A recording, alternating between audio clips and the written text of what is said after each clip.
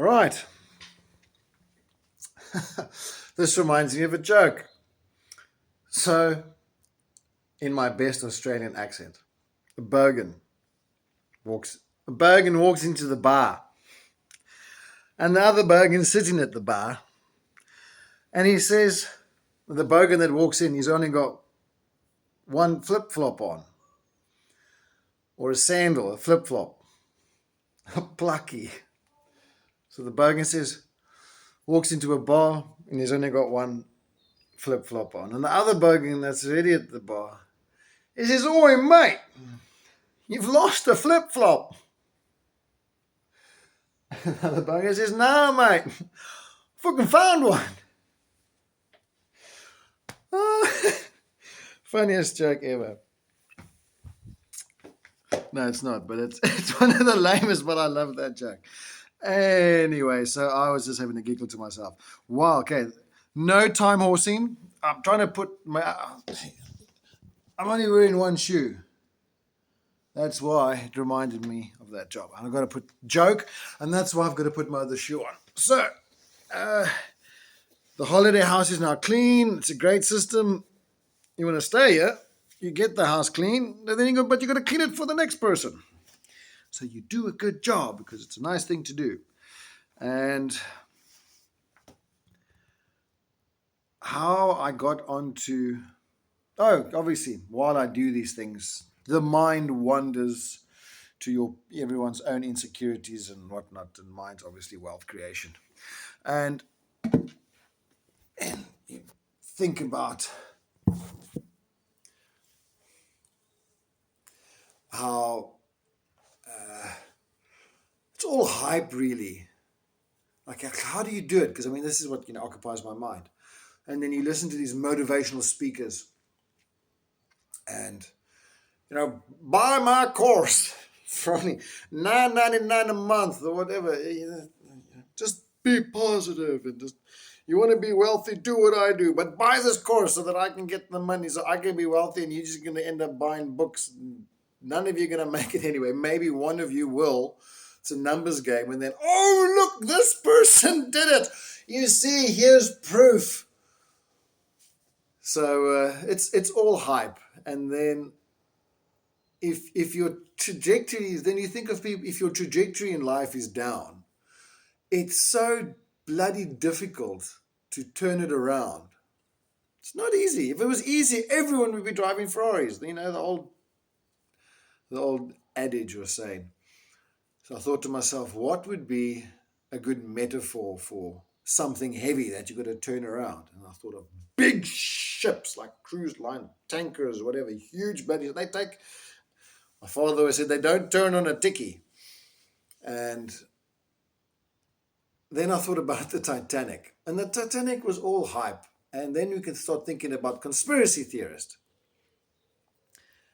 So the question would be, the conspiracy question, why did the Titanic actually hit the iceberg?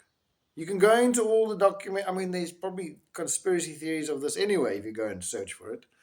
I haven't, because I don't want to.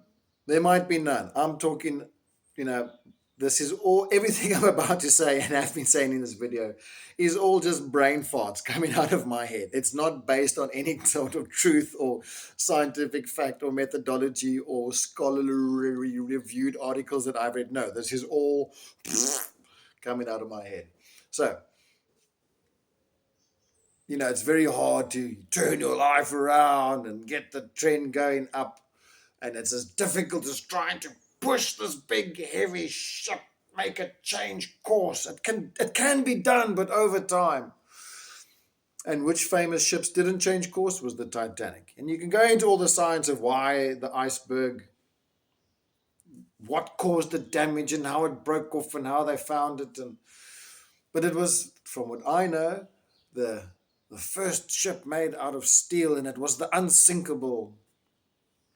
And my theory is why it sank. I mean, why didn't the captain just turn? Didn't they have good navigational equipment, or was the spotter asleep? Maybe somebody that's looking out for ice, because maybe they didn't have sufficient light, or was it a design flaw? Or there's always somebody to blame. You got to find a scapegoat. I just think what happened, to be honest, the the captain and his co-captain or co-pilot or navigator, whatever the terminology is, which I do not know because I'm not an expert on the subject, they probably also bought into this hype. Buy my course and you can be wealthy. You just follow these three simple steps. Um, they were also bought into the hype that, this ship is unsinkable. You feel indestructible. And they were up there, in the bridge or the brig or whatever, wherever they sit, looking out their little captain's window, and they started seeing small little blocks of ice coming. They're like, dude, this thing's unsinkable. Hit that little block of ice. Clink. Nothing happened. Awesome. High fives, dude. We are so naughty. Even though they said, don't hit into these things. But if you do, don't worry. It's unsinkable. And these little floating bits of ice probably just got bigger and bigger and bigger. And then the one guy probably just like nudge up against that one. Iceberg's a little bit much underneath. Maybe they didn't see it, but I can just imagine the scenario where the captain and the co-captain were like taking turns bumping the Titanic into ever larger pieces of ice floating in the ocean. And then the last one, oh, we stuffed up, didn't we? And then it sank, and it was a terrible disaster, and many people died. But the movie was cool where the dude fell down. Anyway, I've got to go meet my mates. Fist bump, time horse. Don't believe the hype. Just get out there, do some good, work hard over time. I'm hoping that's what I'm putting my money on if it was a horse race. The diligent, consistent work on something, towards something good. Let's hope it works.